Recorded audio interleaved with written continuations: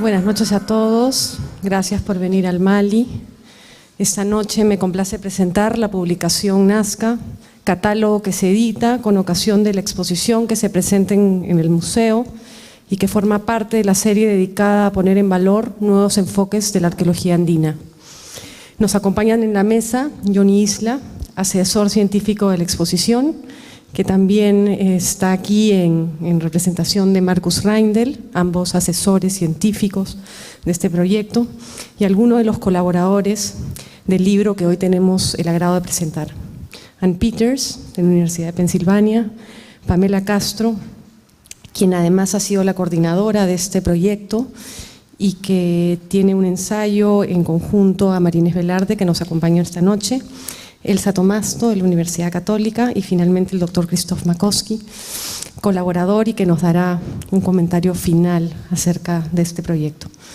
Bueno, esta iniciativa ha sido realizada en conjunto con el Museo Rydberg de Zúrich y junto a su curador Peter Fuchs, quien no ha podido estar con nosotros porque está en Zúrich ultimando los detalles de la exposición y de la publicación que también va a ser publicada en alemán.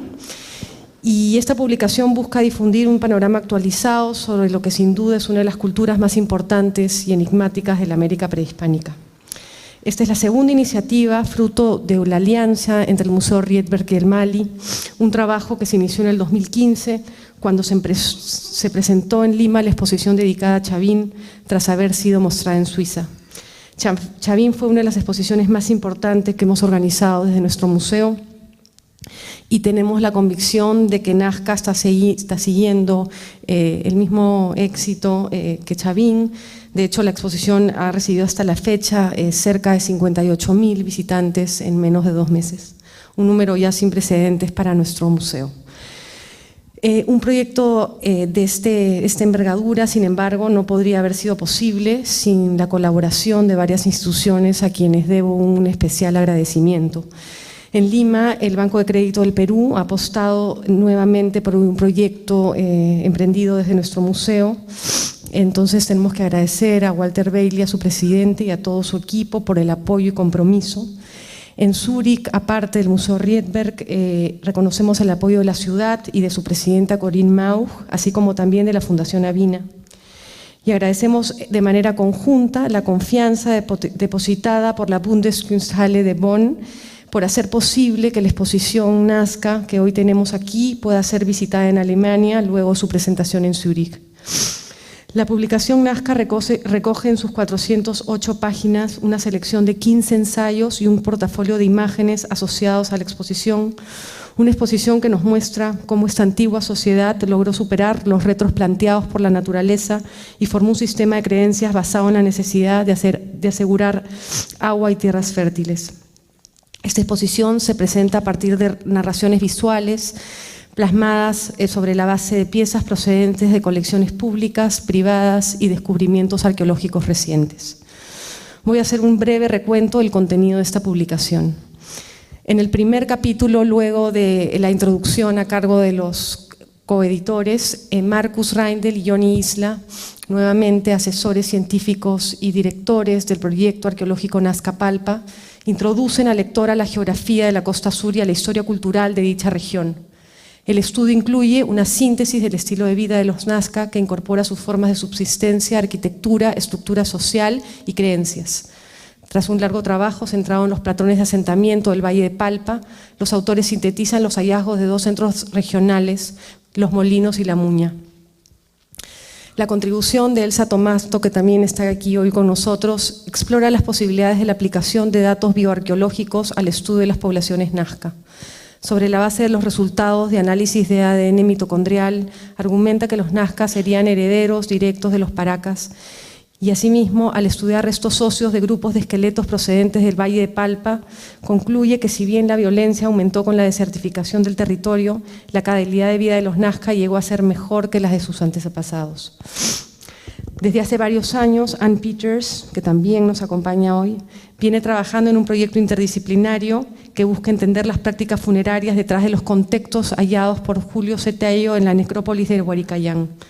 La gran diversidad presente en los objetos que componen los fardos confirmaría la interculturalidad del hallazgo, y entenderla constituye uno de los principales objetivos de este proyecto.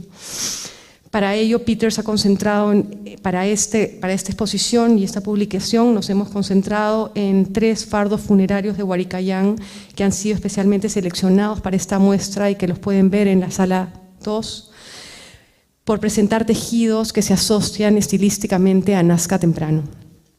José Canciani contrasta las complejas condiciones territoriales de la costa sur con las de los valles de la costa norte para explicar las evidentes limitaciones a las que debió sobreponerse la sociedad nazca.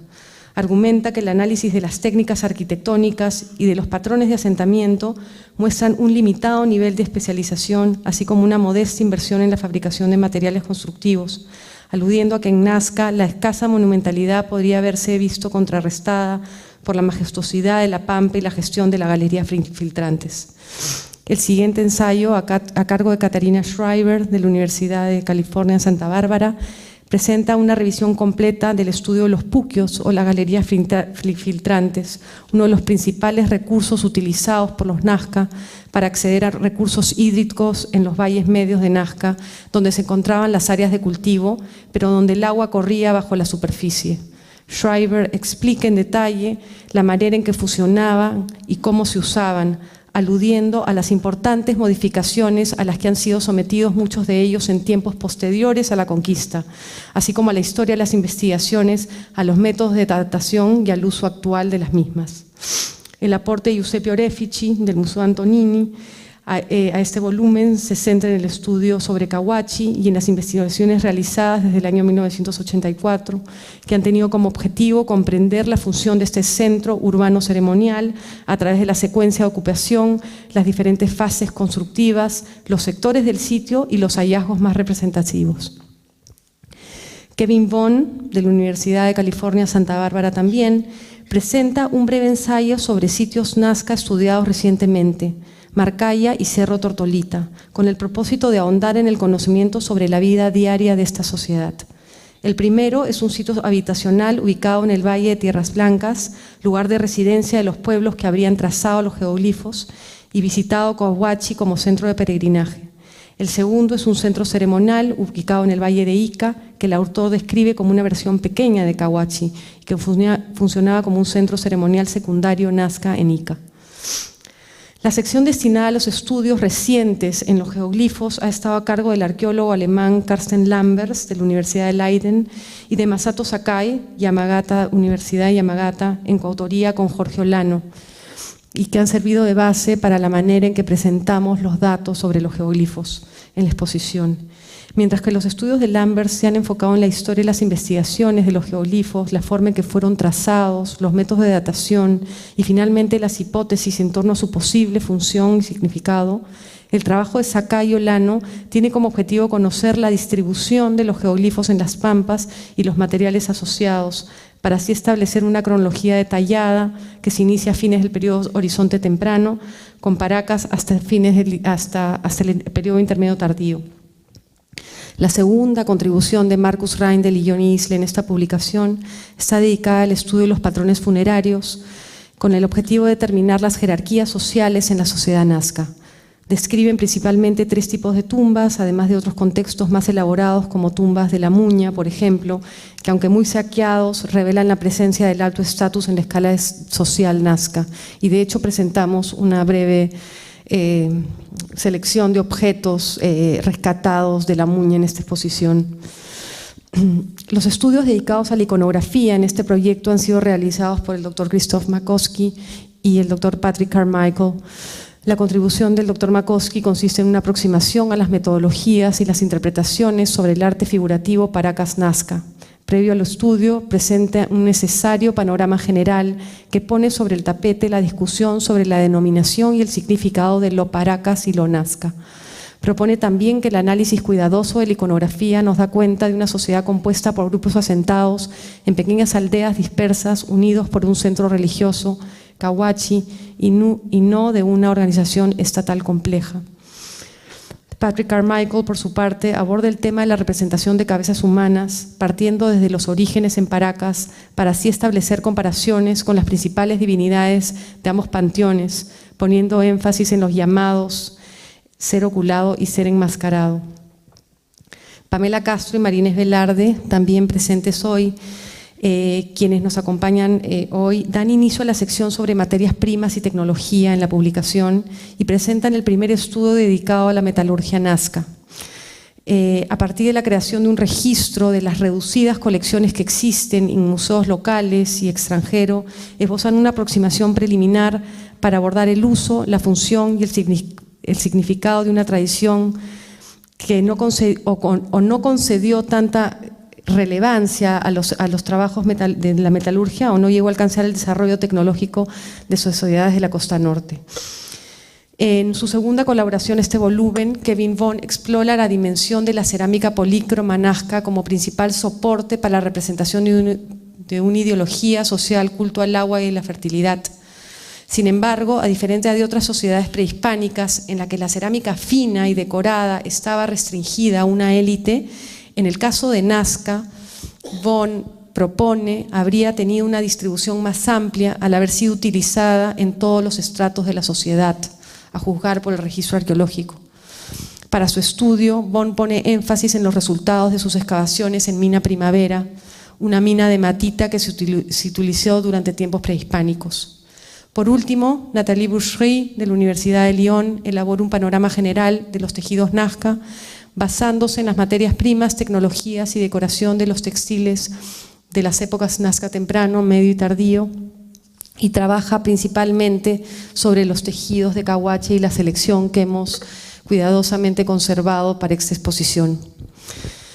Por último, quiero agradecer a todas las personas e instituciones que han formado parte de este proyecto, en especial la coordinación editorial de Pamela Castro de la Mata, la asistencia, investigación y curaduría de Carol Rodríguez, la logística de Pilar Ríos y Valeria Quintana, el trabajo desde el área de educación de Patricia Villanueva, museografía, Juan Carlos Burga, Luisa Yupa, marketing, Fernanda Changanaquí. Es un equipo muy grande, pero también el impecable trabajo realizado por Ralph Bauer, Verónica Macluf, desde el estudio gráfico BM por el concepto y diseño de la publicación.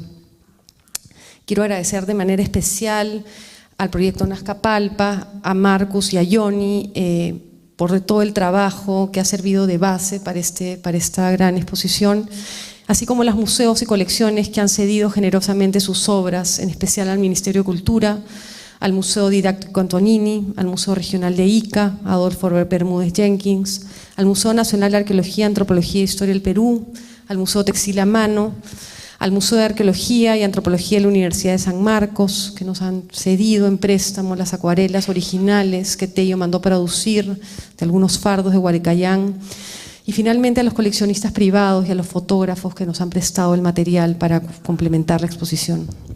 Los dejo ahora con unos breves comentarios generales a cargo de Johnny Isla. Gracias.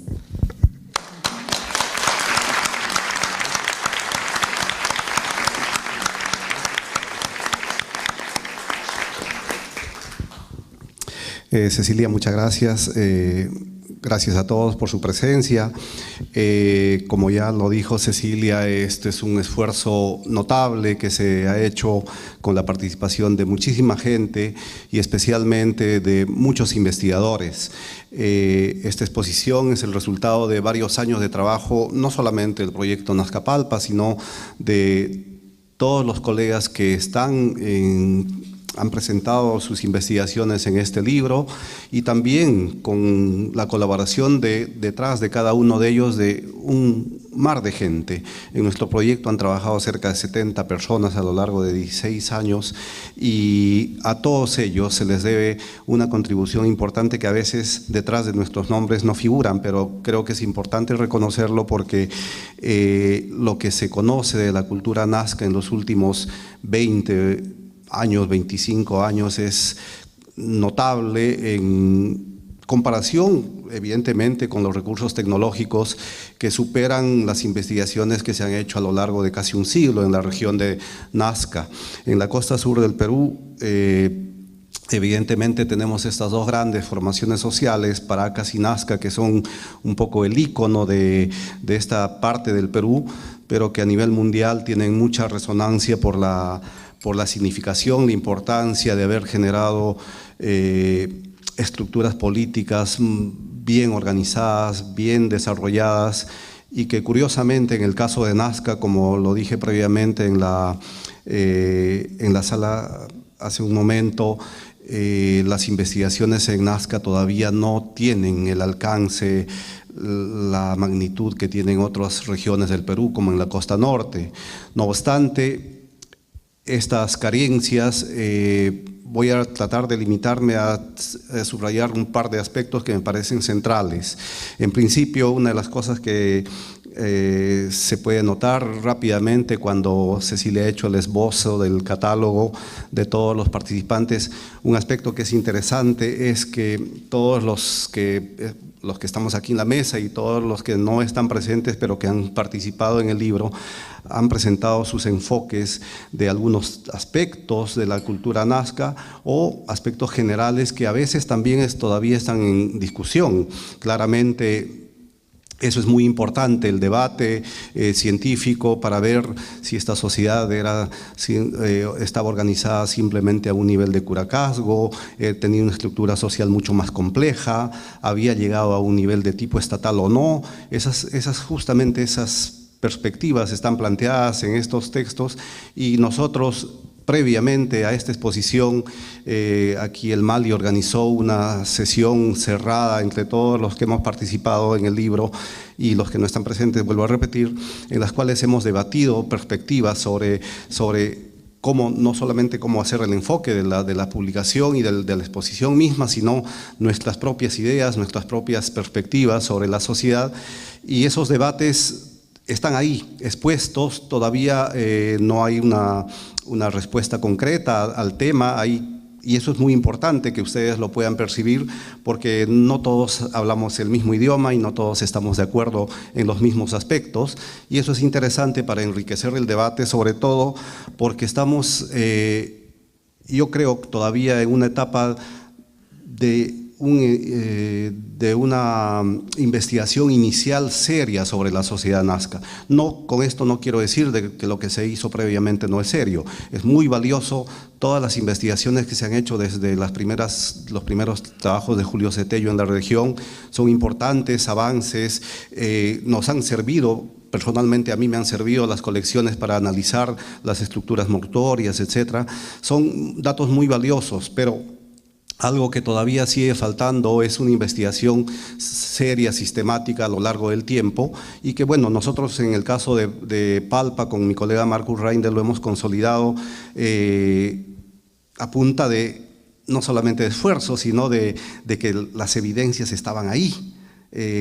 A lo largo de los años, y aquí voy a hacer un breve recuento de las investigaciones cuando empezamos en Palpa, nosotros nos planteamos un proyecto de 2 años y estábamos buscando, evidentemente pensábamos investigar algún valle, algún sitio en Nazca mismo.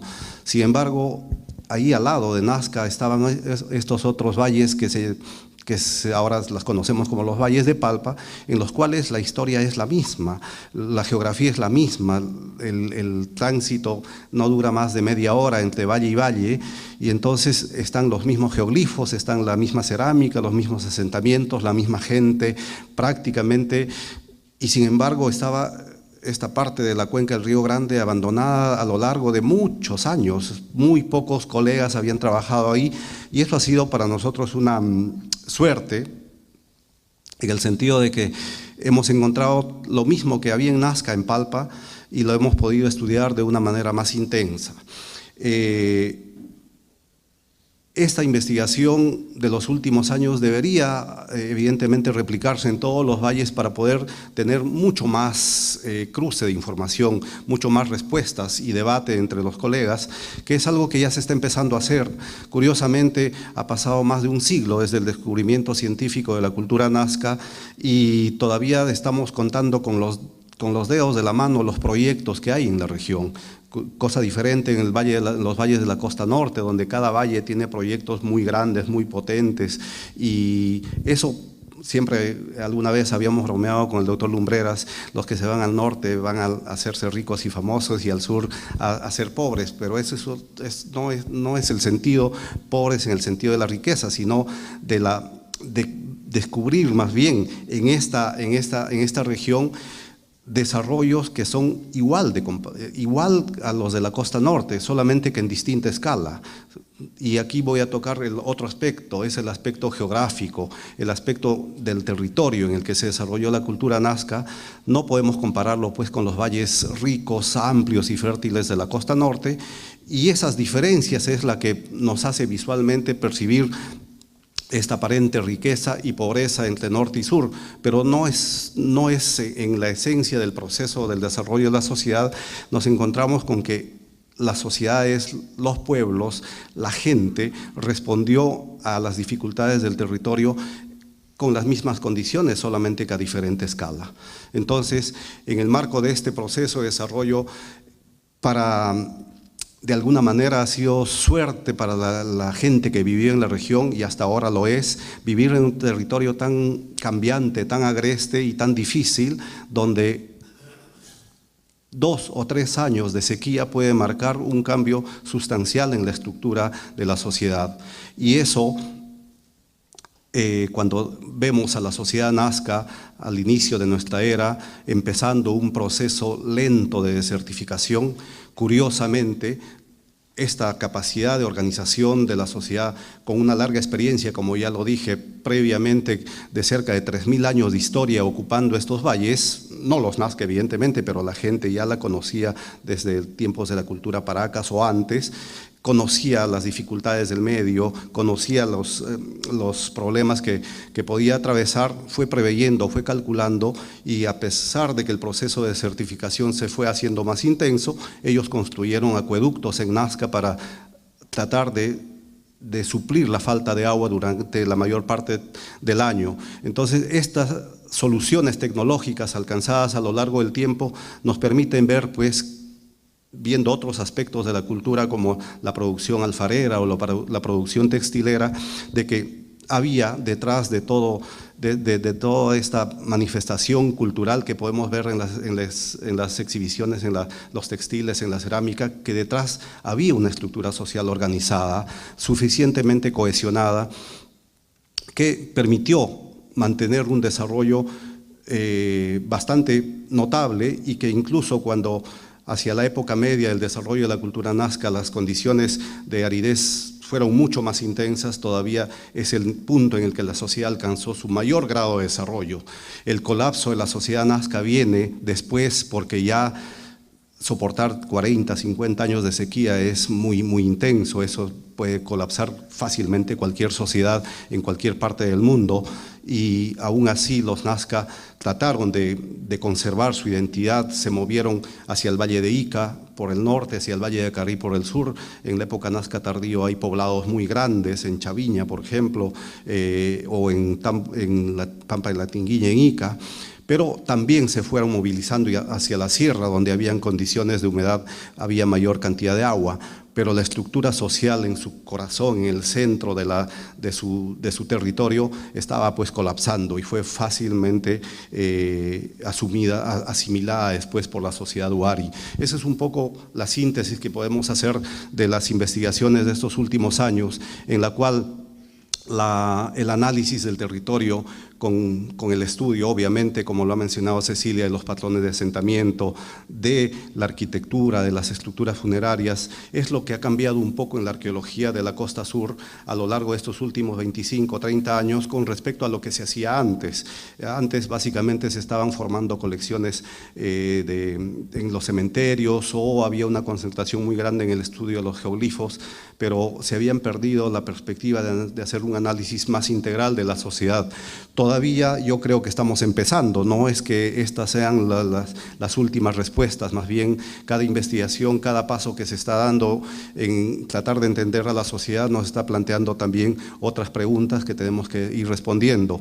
Pero eso evidentemente es tema más amplio de debate.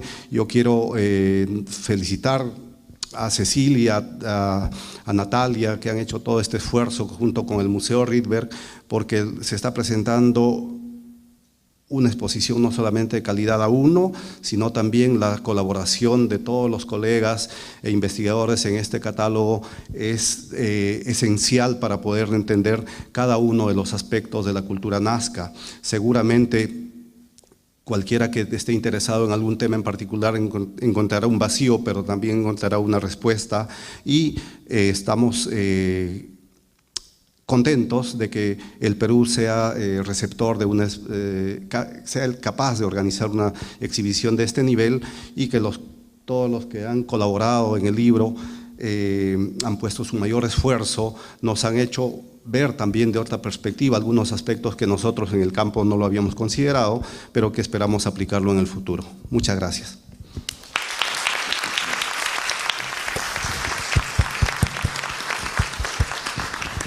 Muchísimas gracias, Johnny.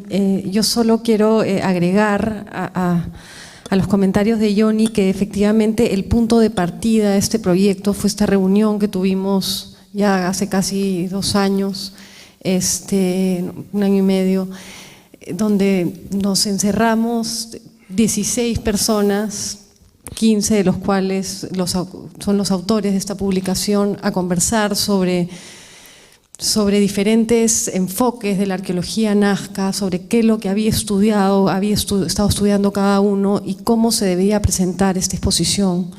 Y en realidad todos los contenidos y las narrativas planteadas en esta exposición, todas toman como base los trabajos de estos 15 especialistas.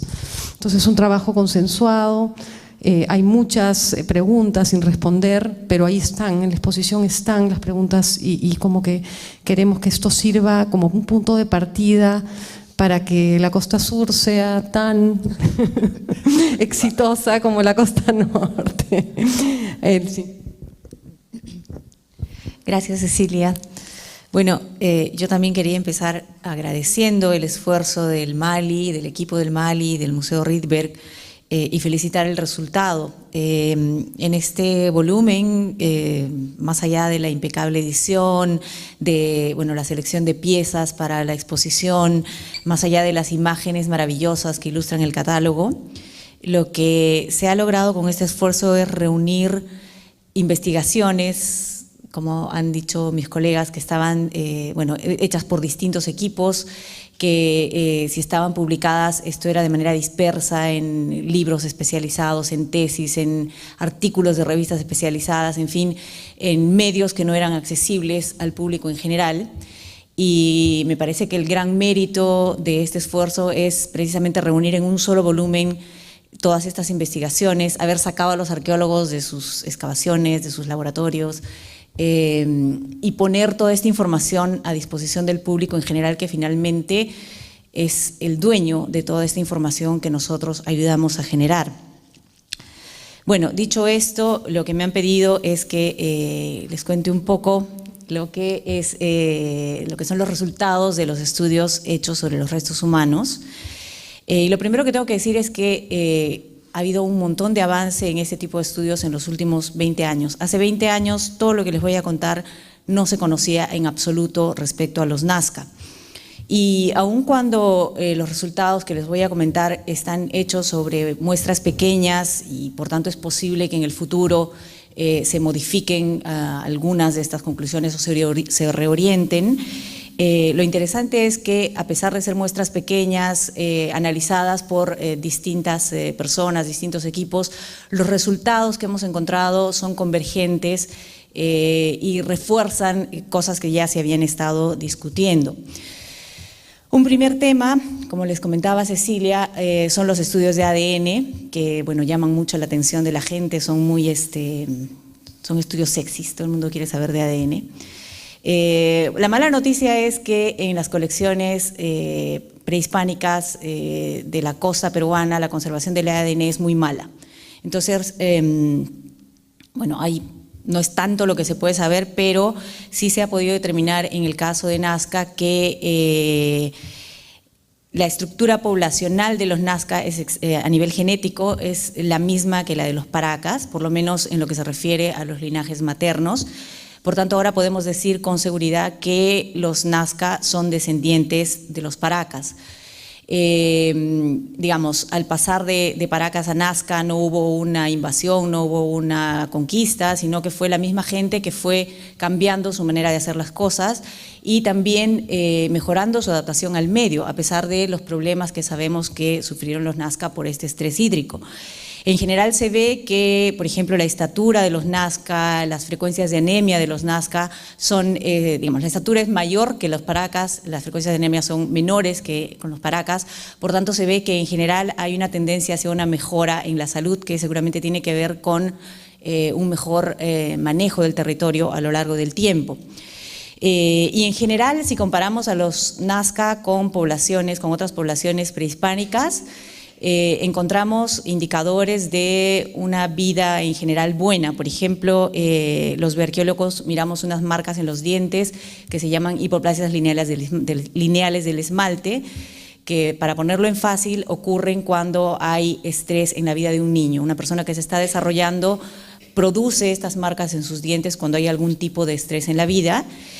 Y los niveles de estas marcas, la frecuencia de estas marcas entre los Paracas están entre las más bajas de las poblaciones prehispánicas andinas y son más o menos similares, por ejemplo, a la de las élites de la época Sicán, que fue una sociedad muy estratificada. Entonces los Nazca se parecen en su poco nivel de estrés infantil a las élites y las clases medias de los Sicán. También los niveles de violencia interpersonal entre los Nazca son bajos comparados con otras poblaciones andinas prehispánicas, bueno, lo cual indica pues en general una vida buena en esta región. También sabemos que parece ser que se identificaban ellos como una sola unidad, porque el 80% de los cráneos que han sido analizados tienen el mismo tipo de modificación craneal. Y si ustedes visitan la exposición van a darse cuenta que hay como un deseo de enfatizar estas frentes aplanadas, que es lo mismo que vemos en los cráneos. Y cuando hablamos de modificación craneal tenemos que pensar que es una cosa que, bueno, primero le hacen los niños a los adultos, perdón, los adultos a los niños, porque esto se puede hacer solamente hasta los 2 años de edad. Después de eso ya el cráneo humano ya no es moldeable. Entonces, si un adulto decide hacer una modificación de este tipo en un niño, tiene que estar seguro que es algo de lo que después no se va a arrepentir. Por tanto, tiene que estar basado en sistemas de clasificación bastante sólidos y, como les decía, en el caso de los Nazca, el 80% de los niños tienen este tipo de modificación craneal. Y sin embargo, a pesar de esta similitud también, o de esta unidad que se manifiesta en las modificaciones craneales, también hemos identificado evidencias de estas diferencias sociales, económicas. Johnny hablaba de si es algo estatal, Christophe plantea más bien que posiblemente es un cacicazgo. No me voy a meter en esa discusión porque estoy en medio de los dos y puedo terminar abollada. Pero lo cierto es que en los cuerpos humanos se nota que hay algún tipo de diferencia. Los niños que fueron enterrados en aldeas tienen mayor cantidad de caries que los niños que fueron enterrados en lugares, podríamos llamarlos monumentales o urbanos o digamos como que más de élite. Igualmente los niveles de anemia entre los adultos enterrados en estos lugares más de élite son menores que los niveles de anemia en los adultos enterrados en lugares digamos más pobres, tipo aldeas. También encontramos en Nazca evidencias de maltrato infantil, fracturas en los huesos de los niños que se dan solamente o frecuentemente en situaciones de maltrato. Y esto no es frecuente encontrarlo en sociedades o en colecciones arqueológicas, y se ha planteado en un estudio que ha visto los niveles de maltrato infantil en distintas sociedades prehistóricas. Lo que encuentra es que estas se asocian principalmente a sociedades en las que existen niveles de desigualdad importantes. Entonces, esto también sugiere o se relacionaría con esta desigualdad que existía entre los Nazca. Bueno, en resumen, lo que estamos encontrando es, bueno, esta descendencia, esta continuidad poblacional desde los Paracas, esta vida fácil a pesar de los problemas de estrés hídrico que sufrieron los Paracas, y que también en los cuerpos humanos se encuentran diferencias o se encuentran posibles efectos de estas diferencias sociales que se han identificado en otros aspectos de la cultura material. Y bueno, todo esto, como les decía, nos permite a los arqueólogos, y en mi caso particular a los bioarqueólogos, hacer un alto, mirar todo lo que se ha logrado conocer en estos 20 años, y a partir de aquí mirar las nuevas preguntas que van surgiendo, y esperamos que se puedan ampliar las investigaciones respecto a esta, bueno, han surgido nuevas preguntas, no todo está respondido, y ojalá que, no sé, pues en unos 5 o 10 años podamos volver a sentarnos aquí y contarles esto es lo nuevo que hemos podido producir o encontrar en estos años. Muchas gracias.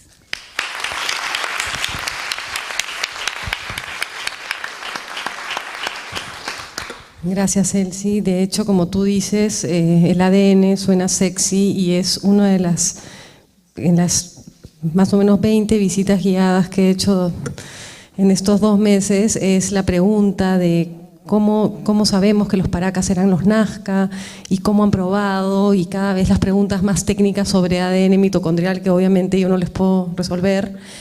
Pero también de ahí sale un poco cómo los arqueólogos etiquetamos, ¿no? Lo Paracas y lo Nazca, y cómo el público realmente se sorprende a la hora de decir que ellos no se llamaban a sí mismos ni Paracas ni Nazca. Entonces es como bien interesante eso, y ver un poco la respuesta del público general, porque al final los arqueólogos trabajamos para el público, para los peruanos y para el mundo entero. Ann Peters.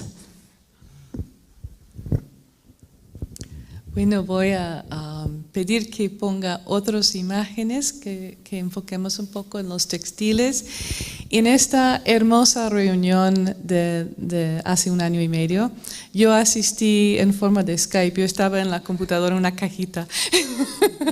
Pero fue maravilloso poder compartir con los colegas, y me han presentado un reto bastante difícil. Yo soy especialista en la transición Paracas-Nazca en el sitio de cementerio de Huaricayán, sitio de Paracas.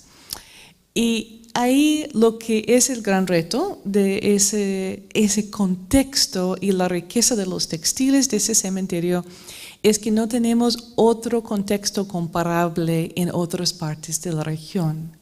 Entonces, entender la dinámica de una relación entre distintos grupos sociales con distintas relaciones a puntos geográficos, como puede ser Nazca, Palpa, Ica, el mismo sitio Paracas, Pisco, Chincha, resulta un reto muy fuerte, porque tenemos un solo sitio con una riqueza de textiles que son marcadores muy sensibles de las identidades sociales, porque es lo que nosotros nos ponemos, y tenemos una tendencia a diferenciarnos mucho por las prendas, por la indumentaria.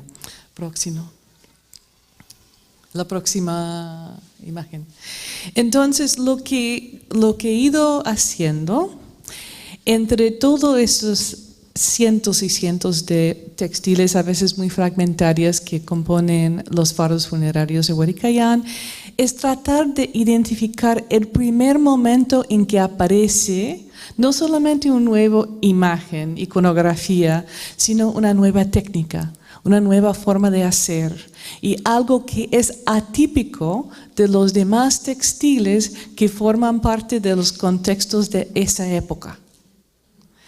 Entonces, no les voy a mostrar hoy esta gran mayoría del trasfondo de los textiles de cada época, sino las piezas extraordinarias, que a veces son los que más conocemos en las exposiciones, pero no son lo más típico, son las piezas excepcionales. Entonces, en los fardos muy tempranos, cuya indumentaria es básicamente dominado por el color rojo y por figuras lineales, encontramos unos textiles que son excepcionales. Por ejemplo, la del medio muestra un grupo de material que ha sido denominado línea ancha y que tienen los colores típicos de esos fardos tempranos, pero las figuras son distintas, son más gruesas las líneas y tienen una relación muy fuerte con el Valle Bajo de Ica, con Ocucaje, que es uno de los lugares donde se brota los primeros indicios de lo que llamamos Nazca I.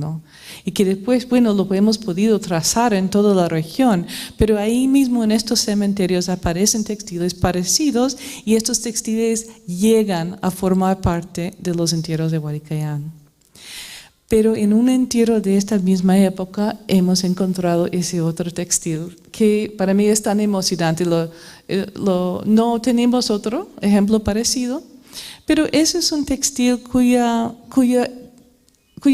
cuyas imágenes aparecen también en la cerámica Paracas tardía, pero cuya forma de producirse es totalmente diferente, viene de otra sociedad, vienen de otros productores. Los colores, la forma de teñir, el hilado, el tejido, la manera de crear estos textiles, las mismas formas de las prendas son excepcionales. No hay otro mismo en los fardos. Entonces ya sabemos que es una ropa que viene de otra sociedad. Y en una época muy temprana nos da algo como una previsión de lo que viene después en los fardos posteriores. Entonces podemos decir que marca el inicio de algo que después tiene un largo desarrollo. La próxima. Entonces, en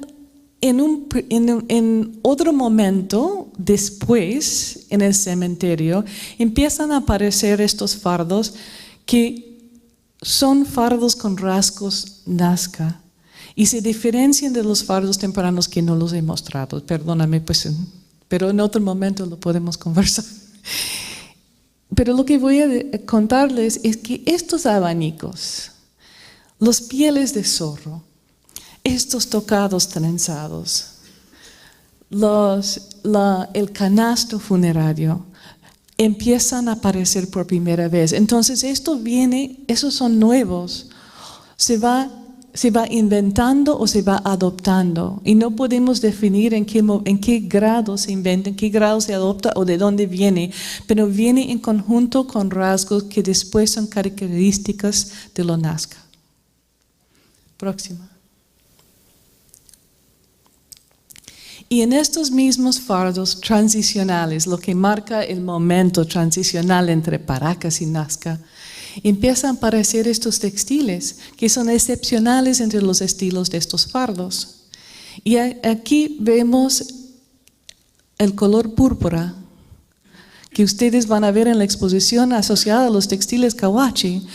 No tenemos un textil en Cahuachi igual a estos, pero podemos pensar que a lo mejor este color predominante en estos textiles, incluso el mismo color del algodón que lo acompaña y que sirve de base para el bordado, es atípico y viene del sur. Y tiene una asociación a este color emblemático, después es tan importante en Cahuachi. Pero también tenemos otras cosas que son como nazquenses que empiezan a aparecer en los fardos, pero son excepcionales, como esta figura del felino, que es muy parecido al felino con payares que uno ve después en Nazca, pero eso es mucho anterior a los grandes jarrones de Nazca que están en la exhibición.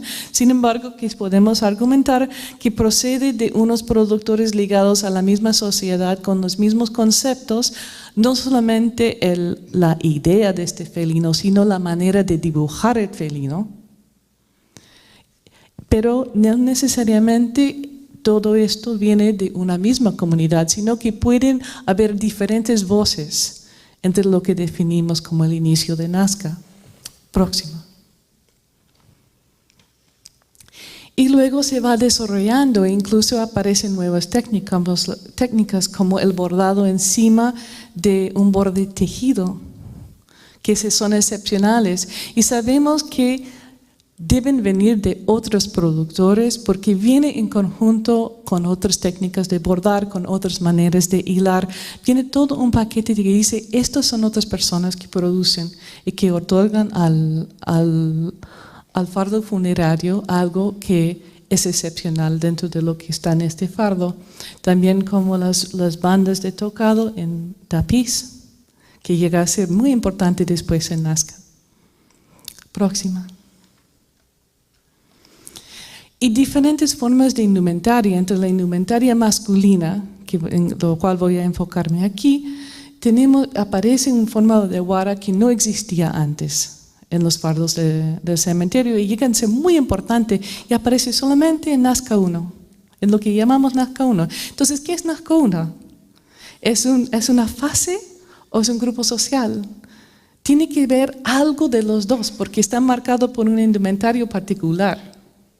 Y tenemos este tipo de falda que también es novedosa. Entonces, estas waras y estas faldas a veces aparecen en un solo fardo, pero no quieren decir necesariamente que fueron productores o utilizados por los mismos individuos, sino fueron dados en un rito a un fardo funerario de una persona de mucha importancia social, cuya red de relaciones sociales pueden ser muy amplio a nivel geográfico y al nivel de identidades, ¿no?, de las personas que están relacionadas con él. Y en estos mismos fardos, como verán en la exhibición, aparecen textiles Nazca, como esta tela de tocado, la que está arriba, con sus cabezas trofeos, con sus bordes con felino, con sus flecos con aves tejidos. Esto podría ser tranquilamente aparecer en Cahuachi. Aunque no tenemos algo equivalente, idéntico de Cahuachi, los colores nos hablan del sur. Próximo. Pero en estos mismos fardos, los que están en exhibición, aparecen estos textiles que también nos traen otras técnicas y que también nos traen otra iconografía. Es decir, también es novedosa, también se ve nazquense, también es excepcional a los fardos. Hay pocos otros textiles en todo el cementerio que lo parecen, que son uno o dos nomás y de fardos distintos. Pero no son iguales a lo que hemos visto anterior, aunque aparecen en el mismo fardo. Es decir, que estos también pueden ser otras comunidades, otras voces entre lo que es el Nazca temprano. Próxima. Y luego otra indumentaria que es muy parecida a lo que se ha encontrado también en Cahuachi, pero no idéntica. Y cuyos bordados parecen mucho a la cerámica nazca. Y cuyos colores parecen también. Pero son diferentes a los otros textiles que los he mostrado. Es decir, son otras voces, hablan de otras identidades sociales, de una forma de vestirse que es de otra comunidad diferente. Y también otras maneras, ¿no?, de bordar y otros juegos de colores. Próxima. Y los grandes mantos tejidos. Nunca pensamos en esto en Paracas, pero son muy importantes. Aparece un gran manto de bordes tejidos en cada fardo masculino de primera categoría en Huarica y han estudiado hasta este momento. A veces son muy deteriorados, a veces son muy completos. Entonces, ¿por qué? ¿Por qué se está dando un manto de esta característica en cada fardo? ¿De dónde viene? ¿A quién representa? Próxima. Y los fardos más tardíos están llenos también de textiles excepcionales, como los que vemos aquí en el fardo 378, que es aquí en la exposición, y el 310, que es uno de los más conocidos por su publicación Portello. Próxima. Y pues aquí vemos entre ellos la aparición de la famosa figura de los picaflores alrededor del payar, tan característica de Nazca, bordado de una manera que también es atípica en un fardo donde solamente ahí aparece este estilo. No aparece ningún otro fardo, es único al fardo 262. O también este gran manto de 310 con técnicas excepcionales, que también es un caso único, no tenemos otro. Y estas formas de los yautos masculinos, de los tocados de la cabeza, con figuras serpentinas o con otras figuras tridimensionales. Próxima. Y en los fardos más tardíos, una riqueza de otros objetos bien complejos. Ya no estamos mirando algo que parece tanto a una época Nazca II. Yo argumentaría que tenemos también una presencia estamos en el mismo tiempo que estaba produciendo Nazca III. Tenemos que repensar la cronología. Próxima. Y una serie de tocados. Bueno, estos tocados no son piezas actualmente en exhibición, su nivel de conservación no lo permite, pero que les puedo mostrar la diversidad de los tocados que empiezan a aparecer en estos fardos tardíos. Y ahí la identidad de la persona enterrada en Huaricayán se ha transformado. Predomina su relación con Nazca en la presentación del ser ancestral, ya no su herencia de Paracas. Entonces, en estos cientos de años del uso del cementerio se ha dado una paulatina transformación de la identidad social de la representación de los seres ancestrales en el fardo funerario. Próxima. Y entre esto, los textiles que uno podría llamarles Nazca, que vienen del sur. No sabemos dónde porque no tenemos un sitio comparativo, pero podemos decir que estos hilos, estos bordados, estas formas textiles marcan tipos de piezas que los arqueólogos que trabajan en la zona de Nazca deben buscar los fragmentos que corresponden a estas formas textiles. Ahí podemos anudar los argumentos para ver la relación geográfica de estas relaciones sociales. Próxima. Y las grandes figuras bordadas. Nos falta mucho volver a estudiar las relaciones iconográficas, ¿no? Y los parecidos entre estas figuras y los que están representados en la cerámica Nazca. Creo que eso es todo.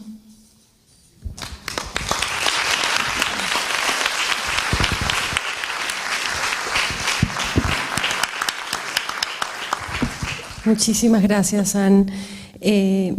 La base del estudio de la doctora Ann Peters ha servido para lo que ustedes pueden ver en la sala 2, para lo que ustedes, los que ya han visitado la exposición, luego de la sala grande, la segunda sala donde presentamos los tejidos, donde presentamos 3 fardos funerarios procedentes de Huaricayán, han servido, digamos, han tenido como base los estudios de la doctora Ann Peters y todo este material, para los que no están tan al tanto, provienen de un lugar donde Julio Cetello encontró más de 420 fardos funerarios, es decir, individuos en posición fetal cubiertos con capas y capas y capas de mantos, esclavinas, tocados, faldellines, todo el material que ustedes han ido viendo,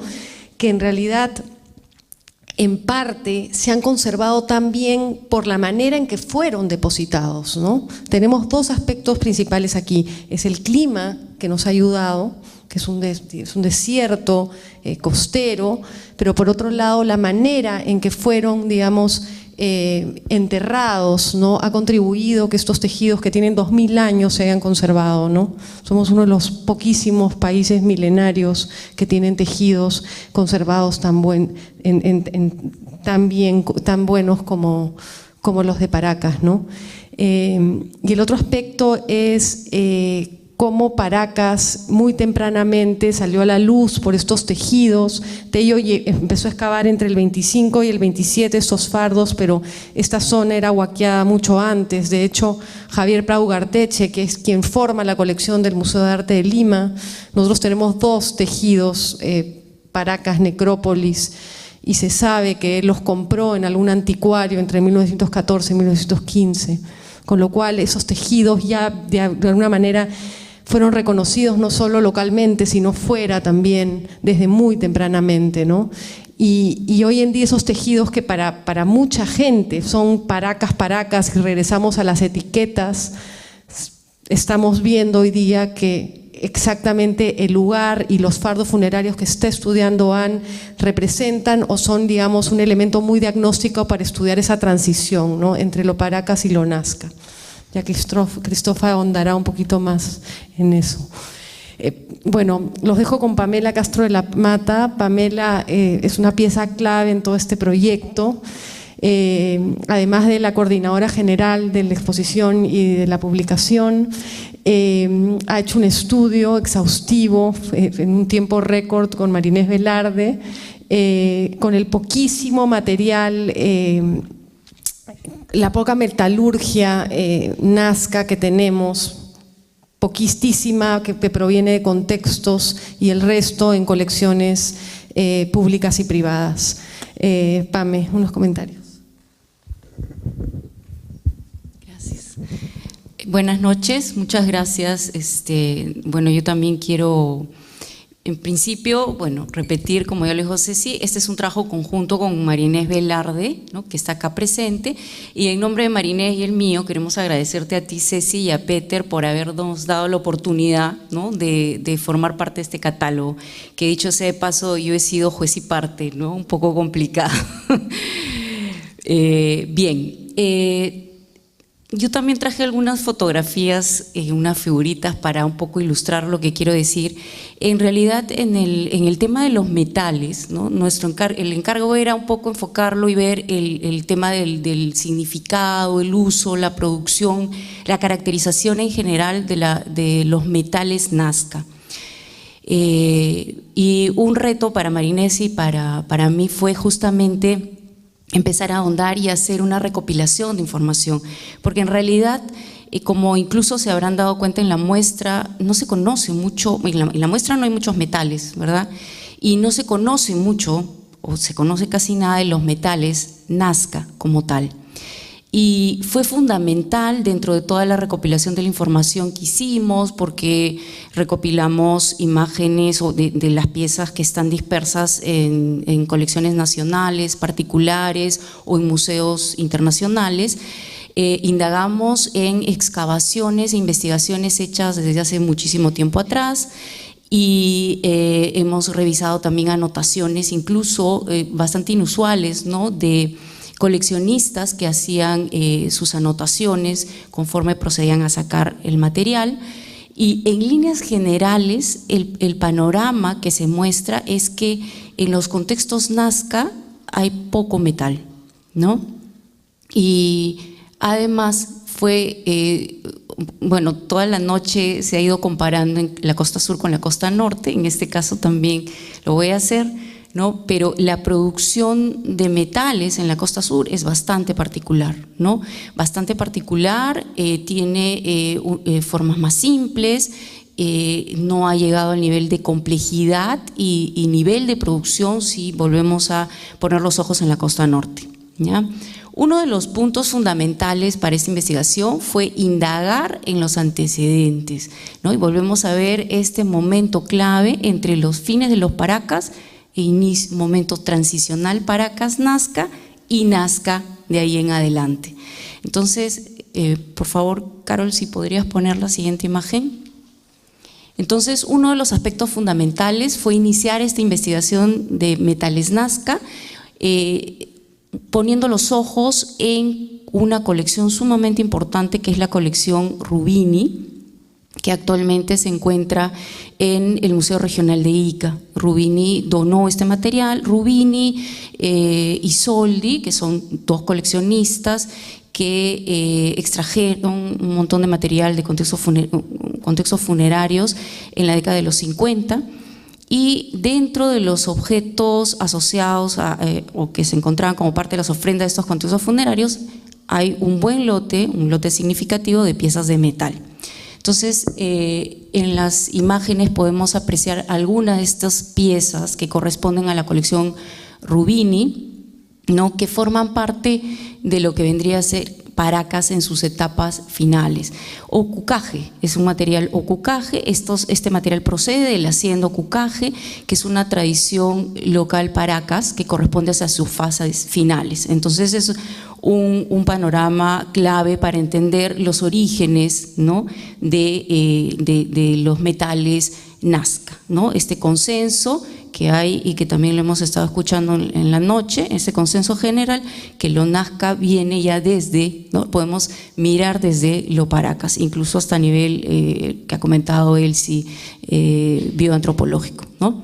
Bien, entonces en líneas generales el material de Rubini, el material de paracas tardío, muestra este tipo de ornamentos que nosotros denominamos diadema, ¿no? En la foto superior izquierda es un tocado, ¿no? Es un implemento que va sobre la frente del individuo, cosido a algún tipo de tela.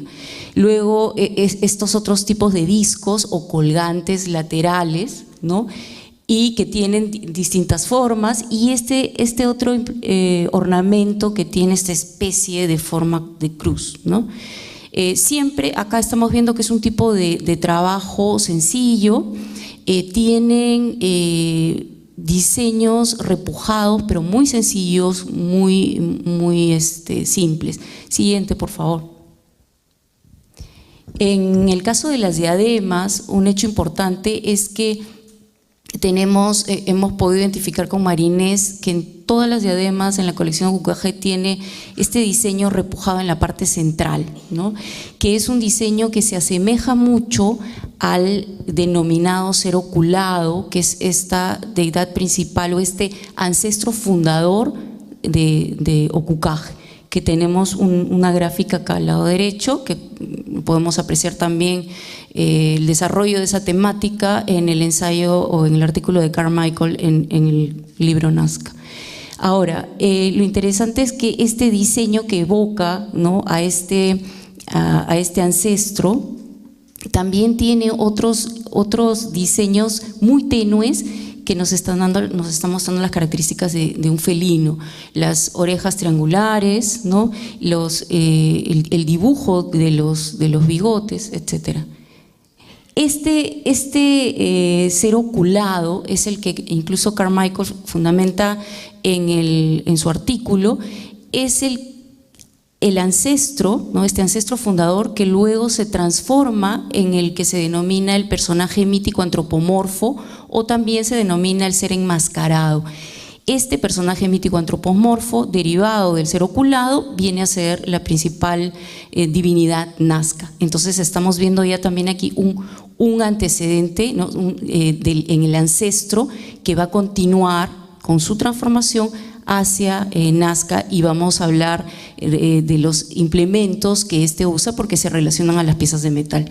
Siguiente, por favor. Bien, acá ya estamos viendo al personaje mítico antropomorfo y he tratado de señalar ahí en amarillo unos implementos, ¿no?, algunos elementos que siempre lleva o que casi siempre lleva este personaje mítico antropomorfo, y además algunas otras deidades Nazca, como son el caso de la nariguera u ornamento nasal, que algunos también lo denominan máscara bucal, ¿no?, porque tiene una forma bastante particular, como vamos a apreciar más adelante. Los discos laterales, que en este caso ya tienen forma circular, acá ya corresponde a Nazca, y la representación de la diadema. Ojo, la representación, ¿no?, porque vamos a ver adelante que hay una particularidad. Siguiente. Bien, ahora, ese es un material, un corpus de material, el que procede de la hacienda Ocucaje, muy importante, que nos ha permitido ver las características del metal en paracas tardío, ¿no? Es difícil encontrar metales con procedencia digamos que son el resultado de trabajos científicos, ¿no? Que han sido excavados con un proceso riguroso de registro y con obviamente la información que se recauda, que es la información del contexto, ¿no? La mayoría de piezas están dispersas, como les comenté, proceden de huaqueo. Lamentablemente han sido saqueadas numerosas tumbas Nazca y tumbas de élite que tenían piezas de metal, ¿no? Hay referencias, ¿no? Ule refiere, por ejemplo, cómo los huaqueros a veces le comentaban que en la zona en donde él ahora estaba visitando, investigando, los huaqueros habían extraído numerosas piezas de metal, y esas son las que en la actualidad vemos dispersas en distintas colecciones. Bien, ahora, eso fue con la hacienda Ocucaje, ¿no? Que nos da este panorama contextual del metal en Paracas Tardío. ¿Por qué digo contextual? Porque este material que fue recolectado por Rubini y por Soldi en la década de los 50, como les comenté, tiene una particularidad. Rubini en el proceso de extracción anotaba, ¿no? Anotaba el conjunto de objetos que tenía la tumba, ¿no? Y esas anotaciones tenemos la suerte de tenerlas en la actualidad, ¿no? Rubini, al donar el material al Museo Regional de Ica, también proporcionó este registro que tiene croquis, ¿no? Y que tiene la relación del contenido de elementos por tumba. Si bien no necesariamente podría ser al 100% realista, ¿no? Pero nos da un acercamiento al conjunto de objetos, y en este caso nosotros, hablando del metal, el conjunto de objetos de metal que procedía por tumba, ¿no? Entonces nos permite ver todo el conjunto de elementos que tenían estos individuos como parte de sus ofrendas funerarias. Ahora, otro lugar clave del que nos ha estado hablando Anne es Huaricayán, ¿no es cierto? Y en este caso en Huaricayán ha sido un conjunto de piezas que nos ha permitido observar el repertorio de metales en las fases tardías Paracas y a su vez en este periodo transicional, ¿no? Hacia los inicios de Nazca. Además que contamos con el gran trabajo de Anne, ¿no? Anne Peters ha hecho un trabajo con todo un equipo de recontextualización de los objetos que proceden del desenfardelamiento de estos fardos funerarios excavados por Tello, que ya antes han sido mencionados. Entonces Anne, además de hacer esa recontextualización, también ha hecho un estudio, como ustedes se han dado cuenta, un estudio analítico y estilístico, ¿no? Un análisis tecnológico de los textiles y además un análisis estilístico.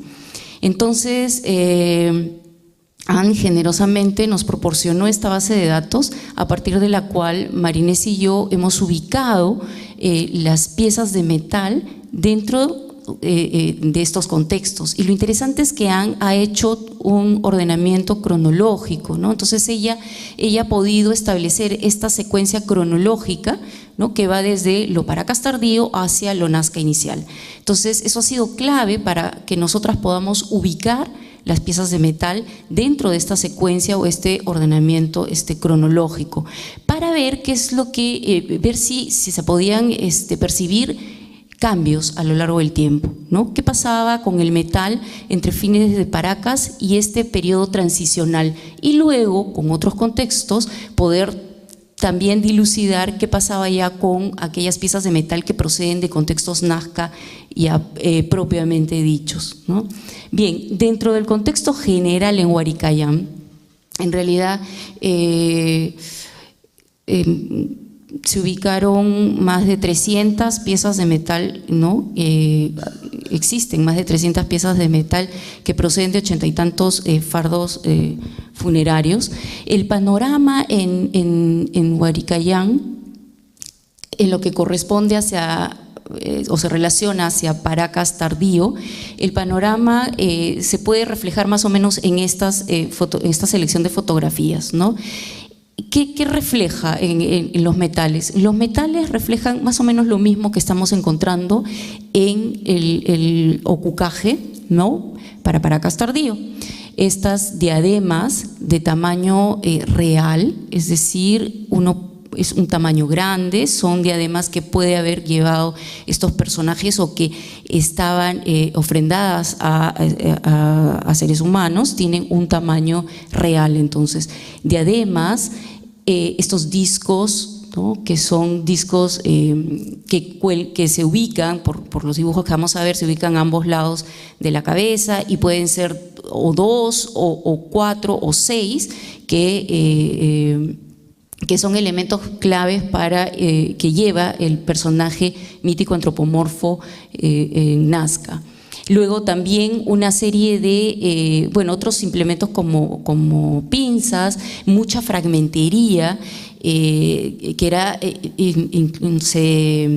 servía para preparar al individuo, ¿no? Mucha fragmentería, cosa que no hemos visto en el caso del corpus de ocucaje. Y muchos de los fragmentos incluso son parte, se pueden identificar como parte del repertorio tipológico clásico para Paracas tardío, ¿no? Estas piezas que anteriormente mostré, que tienen esta forma como de cruz, de diademas, de los discos, etc. Siguiente, por favor. Bien. Ahora, ese es el panorama general, ¿no? En Huaricayán para esta fase de Paracas tardío. Y algo que nos llama la atención es que en uno de los contextos de este momento cronológico, ¿no? Observamos este implemento que viene a ser nuevo, ¿no? Que es este ornamento nasal que puede ser denominado nariguera o máscara bucal. Y en este caso también en tamaño real. Pero ¿qué pasa luego? ¿Qué pasa en este momento transicional? ¿Qué pasa con los metales? Siguiente, por favor. Siguiente. En los metales el panorama va cambiando. ¿Por qué? Porque ahora ese repertorio que veíamos de diademas, de discos laterales, de narigueras, ahora se presenta en forma de miniaturas, ¿no? Pequeñas piezas que mantienen la esencia de aquellos implementos o elementos o adornos que antes hemos visto, pero en miniatura. Volvemos a ver en este periodo, sí vemos el caso de narigueras, siguiente por favor, y numerosas diademas que además van complejizándose, ¿no? En realidad van cambiando el número de los apéndices, ya no solamente son 3, sino más de 3, y empezamos a observar también un repertorio mayor de narigueras, de este nuevo elemento, ¿no? Que se introduce, pero siempre en miniatura, ¿no? Entonces, esta diversidad que vemos en el caso de las diademas también se ve reflejado en los bordados de los tejidos, un gran repertorio de diademas, ¿no? Y de narigueras también. Entonces, al parecer, el metal aquí estaría como copiando esa variedad de diademas que se está bordando en los textiles. Siguiente, por favor. Bien, esos elementos que hemos estado viendo, tanto hacia fines de Paracas como en el periodo transicional entre Paracas y Nazca, son implementos que van a ser observados, como comenté, en este personaje mítico antropomorfo que es la divinidad principal Nazca.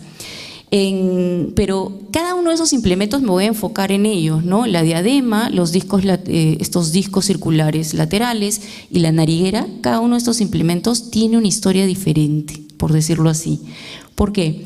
Porque en el caso Nazca, hasta el momento, no se ha encontrado una diadema manufacturada en metal, cosa que sí la teníamos para Paracas tardío y para este momento transicional.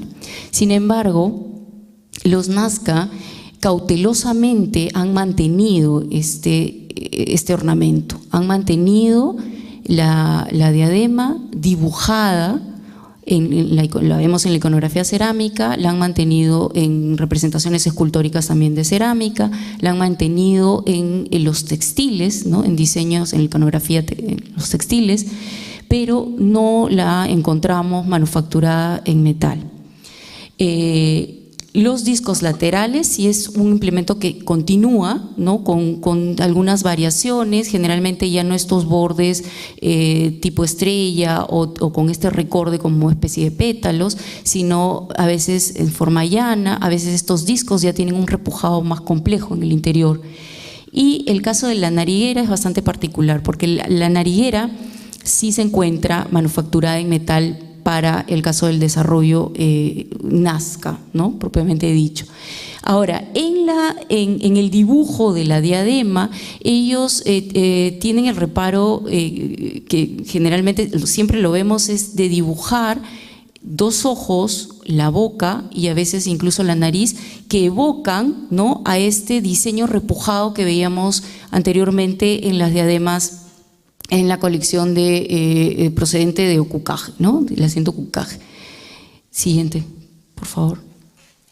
Bien, entonces empezamos a ver el tema de la nariguera, ¿no? Esta nariguera que como de una manera aislada, porque en realidad se trata de solo un contexto funerario que aparece en Huaricayán en esta etapa de Paracas tardío, pero no es común, no es frecuente, ¿no? Luego aparece en forma de miniatura junto con las diademas en el momento de transición y ya en el desarrollo Nazca la encontramos manufacturada en metal.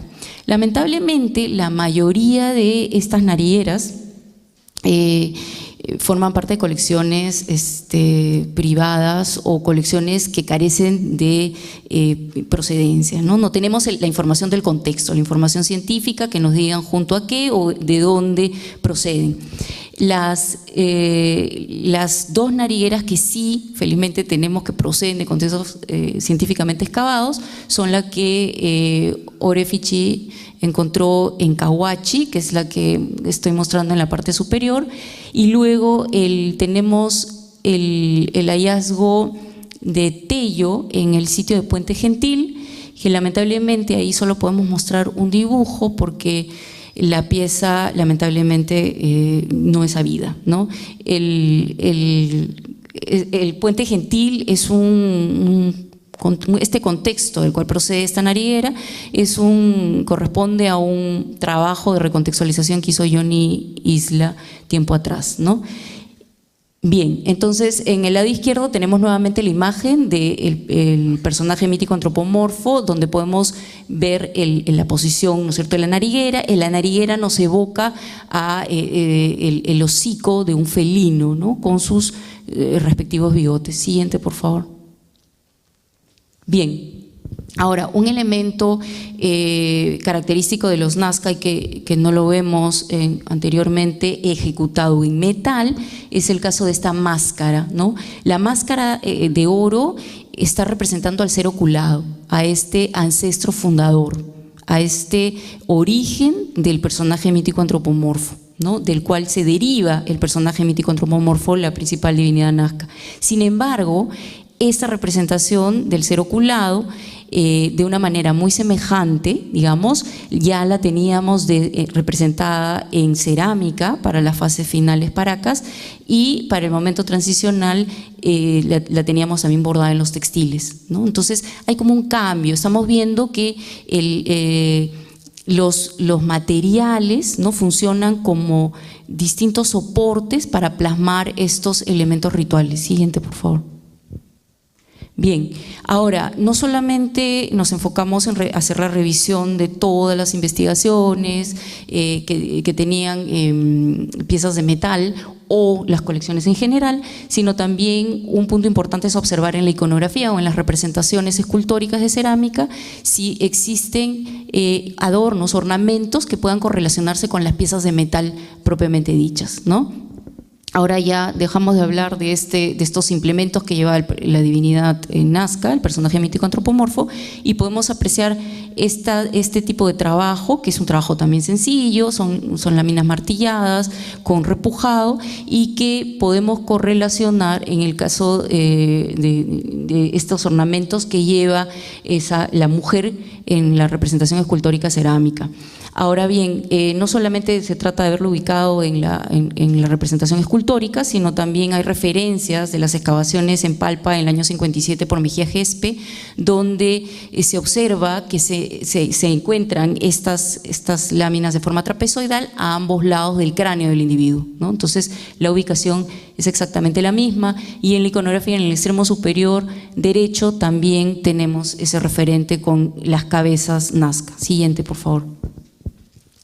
Bien, otro tipo de implemento también es este dije, que está compuesto por metal y por espondylus. Aquellos que han tenido la oportunidad de escuchar la charla de Ioni hace un momento habrán escuchado que el espondylus es crucial, ¿no? Es muy importante y se asocia justamente al tema de presencia de agua y que evoca, ¿no?, como una ofrenda a la necesidad de obtenerla. Este dije en realidad no procede de una colección, ¿no? O sea, no procede de una excavación científica. El único referente que teníamos para ese dije es colección Fraccha. Pero sabemos que los Fraccha tenían su hacienda en Majoro, y Majoro es un sitio donde se han encontrado una serie de evidencias Nazca. Y lo interesante es que no solamente podemos derivar, digamos, ese tipo de información, sino que hay piezas Nazca en las cuales se muestra un dije similar, ¿no? Y lo interesante es que si ustedes ven, en este caso las dos piezas son unos personajes masculinos, ambos tienen el factor común que están chachando coca, ¿no? Siguiente. Y la presencia de ese dije también se da en esta pieza, que es extraordinaria, está en la exposición, en donde tenemos esta especie de como banquete ritual, ¿no? Nuevamente vemos, se trata de una escena especial, es raro encontrar un tipo de pieza así Nazca. Y la presencia del dije, el dije solamente lo portan las mujeres que tienen este tocado especial, ¿no? Solamente ellas lo tienen. Entonces, otra vez estamos viendo la asociación de este tipo de dije a personas con cierta particularidad. Siguiente. Bien, otro tipo de piezas Nazca propiamente dichas son este tipo de representaciones de ave, que en este caso son vencejos, que los vemos y los podemos identificar en las representaciones pictóricas Nazca, ¿no? Lamentablemente estas piezas tampoco tienen un contexto definido, y en general, como les digo, ese es el panorama para la mayoría de piezas de metal Nazca. Siguiente. Así como estas que también podemos verlas en la exposición. Este es otro tipo de ornamentos manufacturados en oro, ¿no?, que son representaciones de orcas, de peces o de ajíes, que en este caso sí proceden de excavaciones científicas, tanto del proyecto Nazca Palpa, dirigido por Ioni y por Marcus, como el de Puente Gentil, que es este sitio que excavó Tello muchos años atrás, ¿no?, recontextualizado por Ioni. Siguiente. Y finalmente, hasta ahora en líneas generales estamos viendo que la producción de metales Nazca se aboca a la producción o el trabajo del oro, ¿no? El cobre es casi nula, la presencia de cobre es casi nula en los distintos contextos Nazca en los que se tienen registrados, ¿no? Y muchas veces se asocia a pequeños elementos que a veces incluso no se reportan dentro de las publicaciones, lamentablemente, ¿no?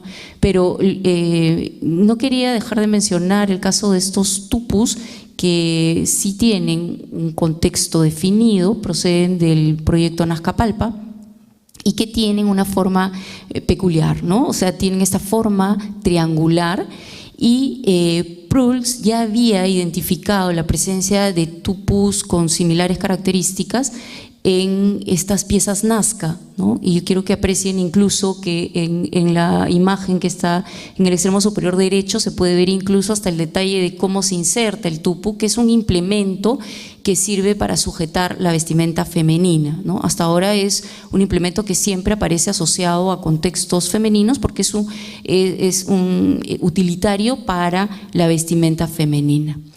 Bien, la producción, en este caso de los hallazgos, digamos, o los elementos de metal de cobre para Nazca son muy pocos. No podemos hablar a partir de esos implementos de una producción de cobre para los Nazca. Todavía no tenemos el material suficiente como para poder profundizar al respecto, pero podría tratarse de material, ¿no? Producto de interrelación con otras poblaciones que sí llevan a cabo este tipo de producción. Bien, en líneas generales, lo que he querido mostrarles es lo que hemos podido lograr recopilar con Marinés, que en realidad es una plataforma para seguir adelante. O sea, esta investigación en realidad nos ha permitido ordenar la data. Tenemos, obviamente no podemos ahondar ahora en eso, pero ordenar la data y para poder entender la producción de metales Nazca. Y es sumamente importante retroceder en el tiempo y ver los orígenes, ¿no? Pero en líneas generales es una producción de oro local, sencilla, ¿no? Principalmente con producción de láminas, con diseños repujados sencillos, ¿no? Y que obviamente nos está demostrando que el metal en este caso no era el que tenía el rol protagónico dentro de los Nazca, ¿no? El rol protagónico lo tenía la cerámica con esta producción tan fina, los textiles, ¿no? El metal ha jugado otro rol, pero muy vinculado también al tema de rituales, ¿no? Y es interesante ver cómo ha mantenido, ¿no? el tratar de evocar al ancestro de su principal deidad, de tratar de evocar el ser oculado, ¿no? Y que luego en los elementos que lleva el personaje mítico antropomorfo también esté presente esa forma de evocarlo. Muchas gracias.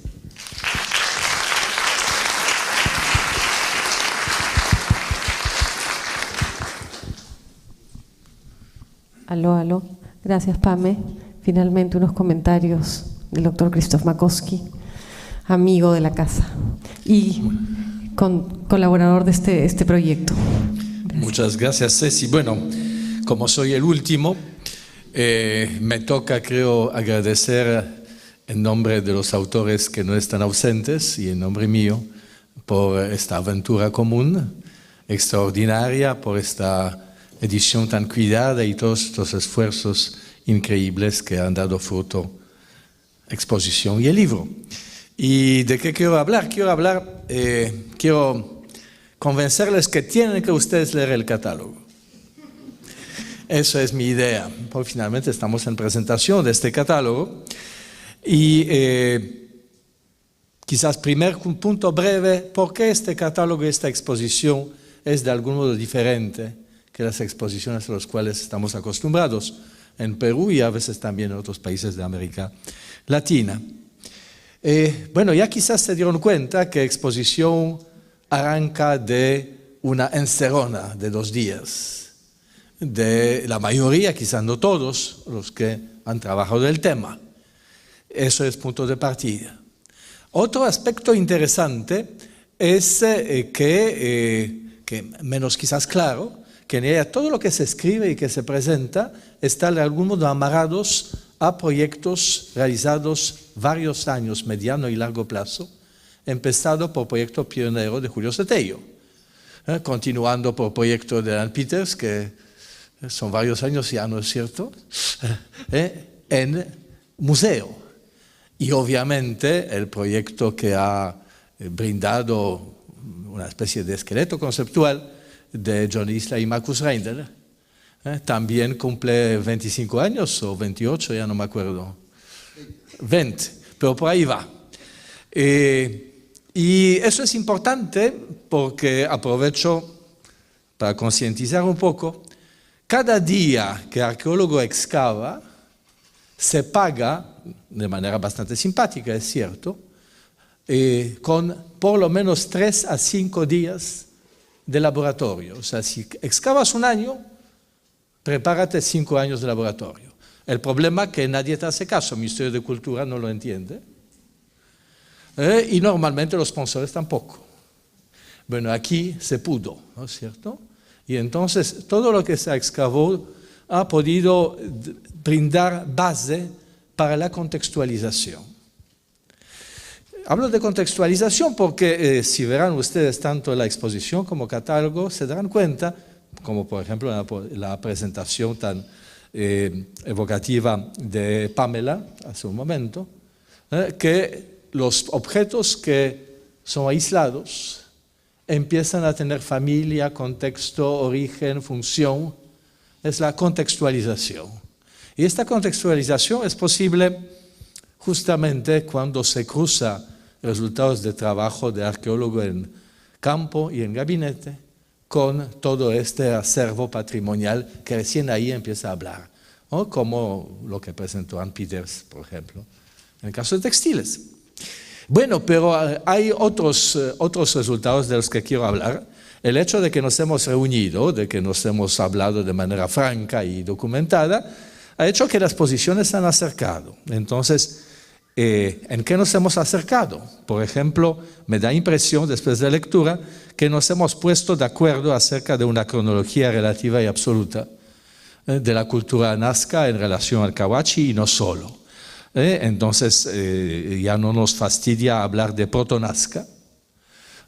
Antes creo que solo Sawyer, ¿no? Y pocos otros colegas más hablaban de eso. Y proto-nazca es lo mismo que Paracas Cavernas, o sea, comprende Paracas Cavernas, comprende el concepto Topará y otros conceptos del que voy a hablar antes. A mí me gustaría incluso empezar toda esta historia después de Ocaso Chavín, unos siglos antes. Pero bueno, proto-nazca 200 antes, 50 después. Y vemos como este Nazca en Paracas mismo se está gestando y es fruto de cambios en relaciones políticas, claramente, ¿no? Porque detrás de estos textiles de Ciscame Nazca están los productores que viven en alguna parte, probablemente al sur, y hay un señor que ha recibido estos textiles, se reconfigura el espacio político, visto a través de una multiplicidad de estilos. De eso también quisiera hablar un momentito después. Y bueno, después tenemos Nazca temprano con Cahuachi como sitio dominante, no solo arquitectónicamente, también conceptualmente, y todo el debate que significa Cahuachi. Cahuachi cae y entramos en Nazca medio, 300, 450. Y bueno, a ustedes no les dice mucho, pero si les digo que estas fechas, por ejemplo, implican que lo que nos enseñan en escuelas no es cierto. Nosotros siempre pensamos que Moche es contemporáneo con Nazca. Comparamos aquí también costa norte y costa sur.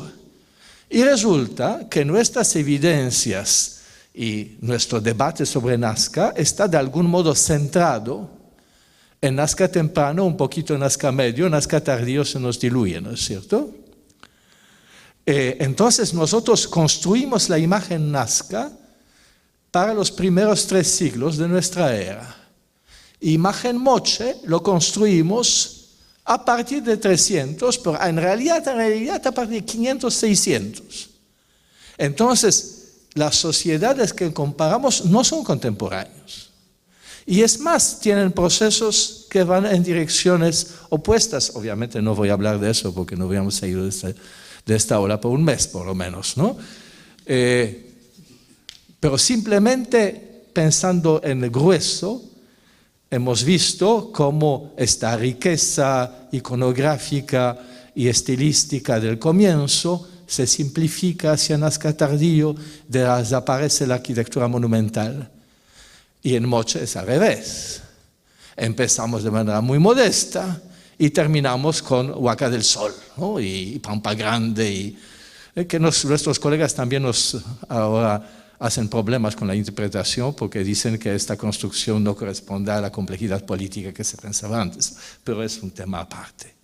Bueno, y después tenemos Nazca tardío, que es muy importante, Cahuachi ya no existe, y ahí aporte del proyecto Palpa, porque vemos que en vacío político entran otros actores y de otra manera, ¿no? Entonces tenemos la Muña. Bueno, creo que aquí estamos prácticamente de acuerdo, ¿no es cierto? Nos faltaba obviamente hablar de post-Nazca o Nazca después de Nazca, es decir, Nazca Iwari, pero eso sería demasiado complicado. Otro consenso del que hemos hablado, Paracas, Ocucaje, Topará y Nazca. ¿En qué consiste el consenso? Ya no nos fastidia hablar de Topará. Ya nos damos cuenta que existe una realidad, Anne, que lucha por eso, está muy contenta, ¿no? Que hay una realidad diferente de Nazca, que es un actor y político y cultural, que recién lo estamos investigando, mediante excavaciones, proyecto Chincha, entre Cañete y Pisco. Y ahí está Paracas, con sus complejidades, sorprendentes complejidades. De eso voy a hablar al final. A ver si puedo todavía. ¿Sí? Sí puedo. Gracias. Pero no tanto. 5 minutos tengo, creo.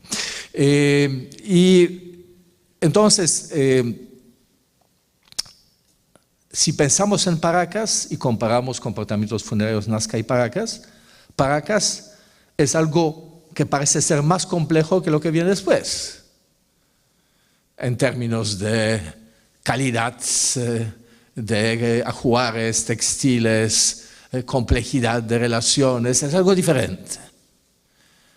Sí, no sé, pero tomando en cuenta que un fardo se hacía más o menos, según Paul, ¿en cuántos? En 20 y tantos mil horas hombre, que casi lo mismo que las pampas de ingenio, ¿no es cierto? Algo así escrito en Paul. Que hacer todos los geóglifos de las pampas de ingenio es lo mismo que hacer todos los textiles de un solo fardo Paracas, en términos de tiempo social invertido. Bueno, entonces, poco a poco este aspecto que para todos mis alumnos es una desgracia a la hora de examen, qué cosa es Paracas Cavernas, qué cosa es Topará, qué cosa es Ocucaje, lo estamos poco a poco desenredando. ¿Y cómo lo desenredamos?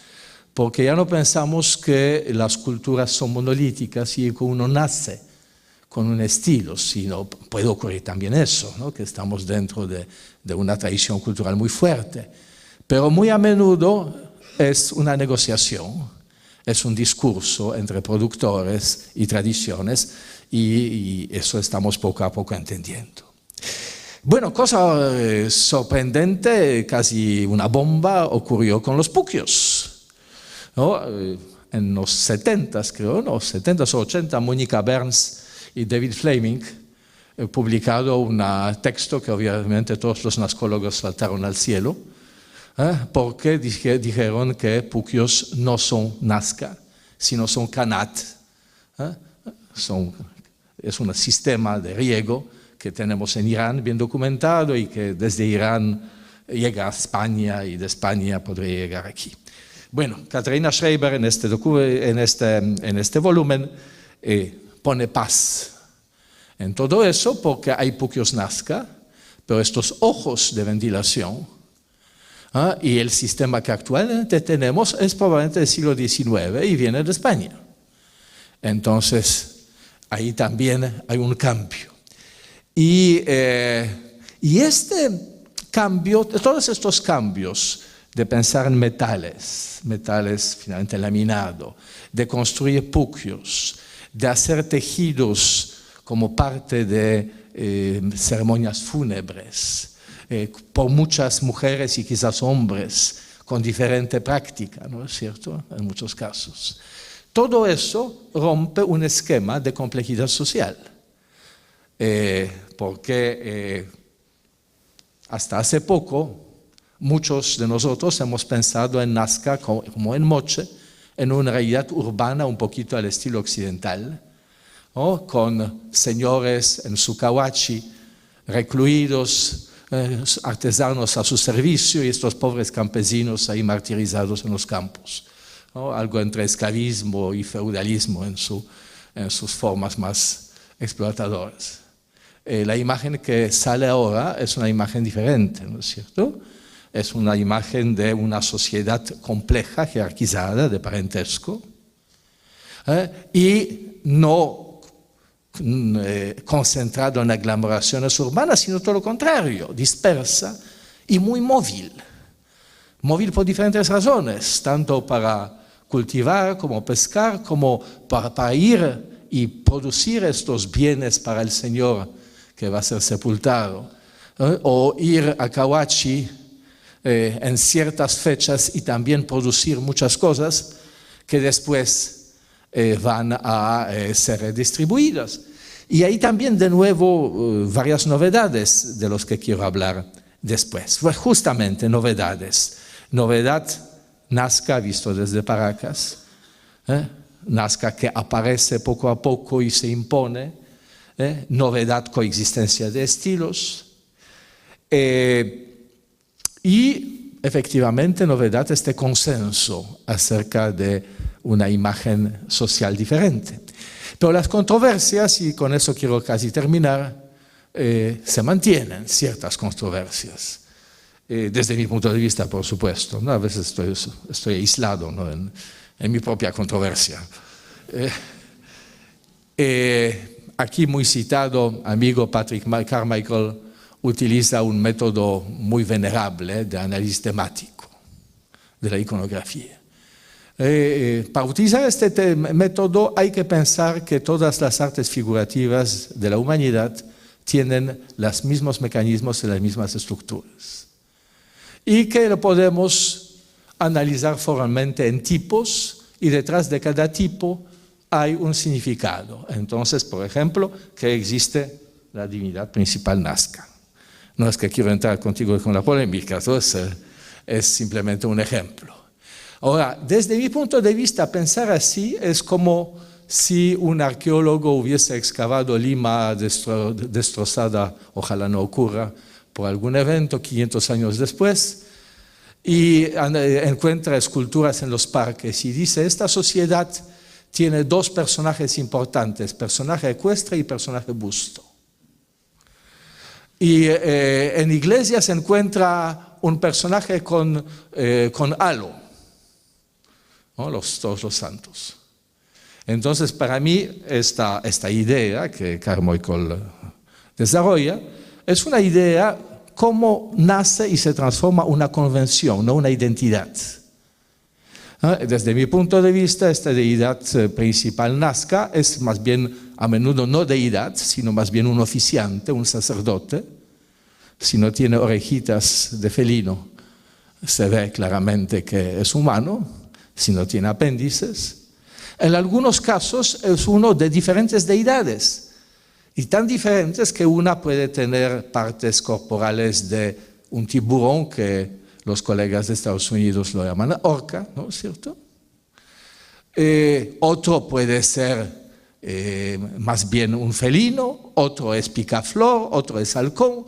Entonces hay muchas deidades y en realidad estaría en aprietos si me preguntan cómo es la jerarquía entre ellos.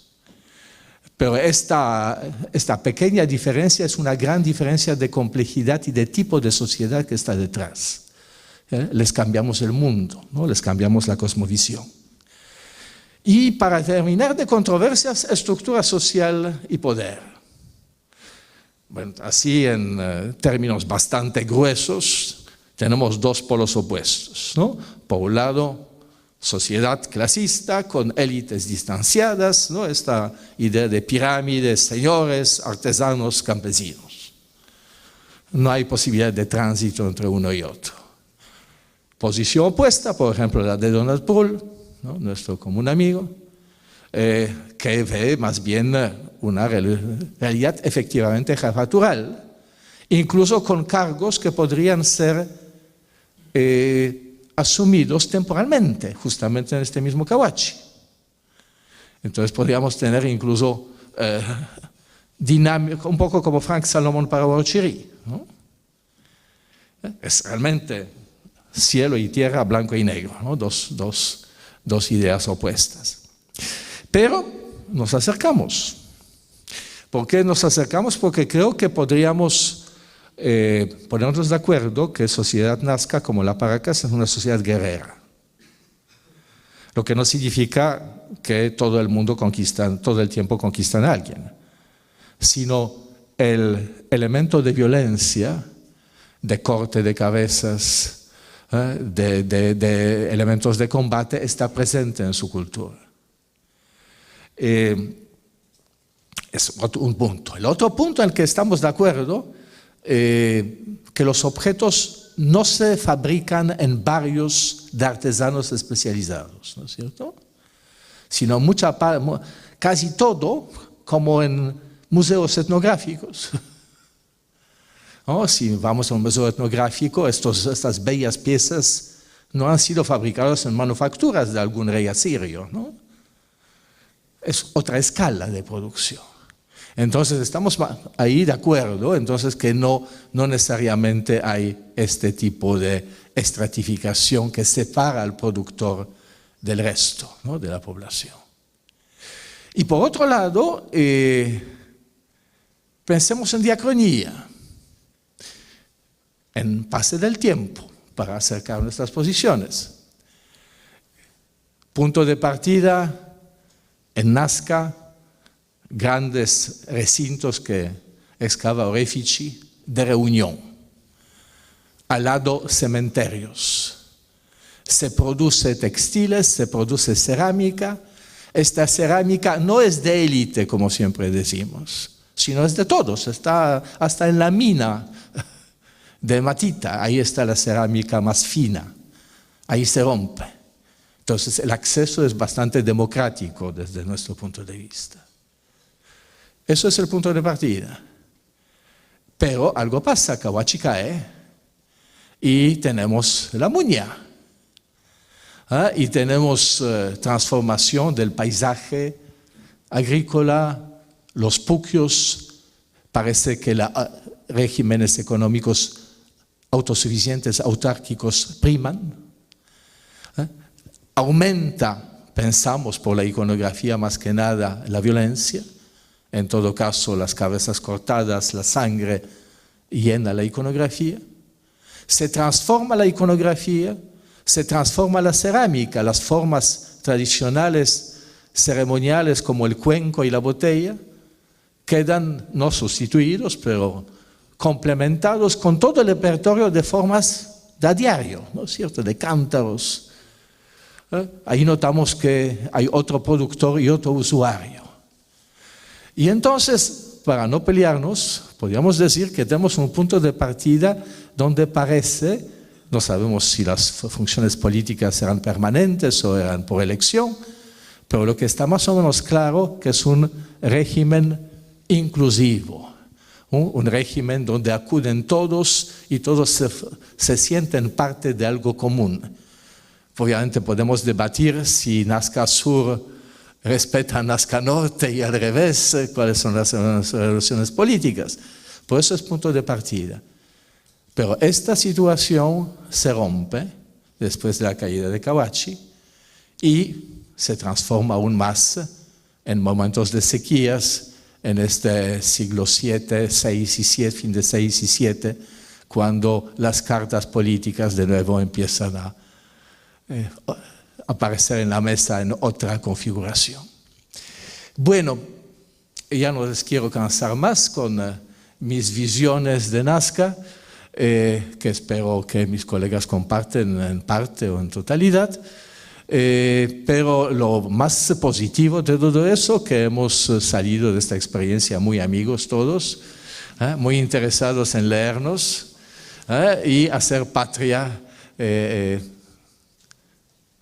intercambiando nuestras visiones desde nuestras parcelas, desde nuestros materiales y desde nuestras excavaciones. Muchas gracias.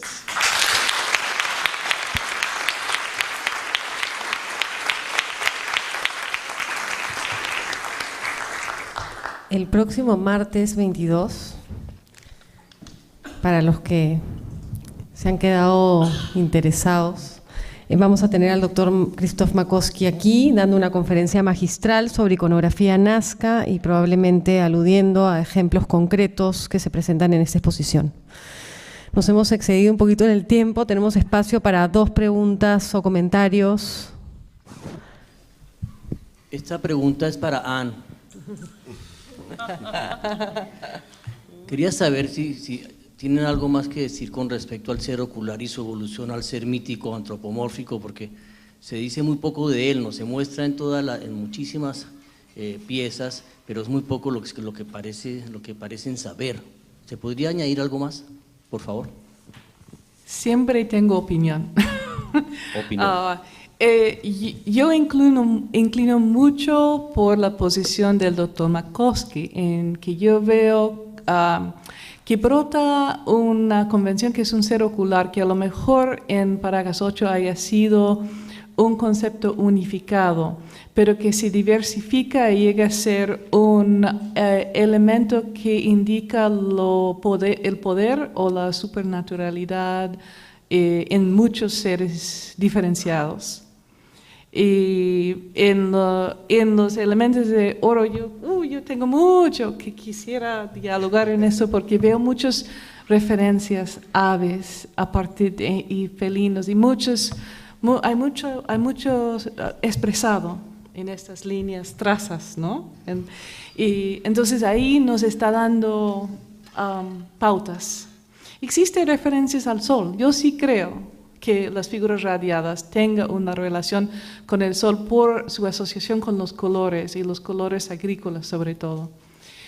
Los felinos vienen desde muy tempranos. Entonces los felinos están ahí presentes, y las figuras felínicas y los poderes de lo felino, pero el felino es del mar también como es de la tierra, porque también son los lobos marinos, son también felínicos. O sea, es una felinidad multifacética con muchas referencias específicas a especies diferenciadas. Entonces, yo veo el poder como algo multifacético y muy cambiante, y estos rasgos centrales, como son el poder de los ojos y el poder de los bigotes y el poder de las alas, se prestan a seres que tienen relación, creo, también con el poder político y de las muchas comunidades. ¿Otro comentario o pregunta? Buenas noches. ¿Por qué consideran, básicamente la pregunta podría ser dirigida a la señora Pamela, por qué Nazca alcanzó un nivel tan elevado en textiles y en cerámica, y por qué no en orfebrería? Bueno, en realidad, como de alguna manera lo mencioné, no necesariamente el metal tiene que alcanzar un rol protagónico, ¿no? Son distintos materiales, distintos soportes que pueden servir para… o sea, son distintos niveles de producción que se pueden tener dentro de un desarrollo cultural, ¿no? Entonces siempre… El metal es el que es, como diría con el término de Elsie, es otro de los temas sexys, ¿no? Siempre todo el mundo indaga por el metal, pero un poco siempre jalándolo a la percepción que nosotros tenemos del metal, pero es un soporte para plasmar algo. Una última. Sí, sin querer meterme mucho, para mí los metales del sur es como el arte de la tinta japonesa en relación a los metales del norte, que serían los grabados complejos de la pintura medieval en manuscrito, y que son dos estéticas distintas.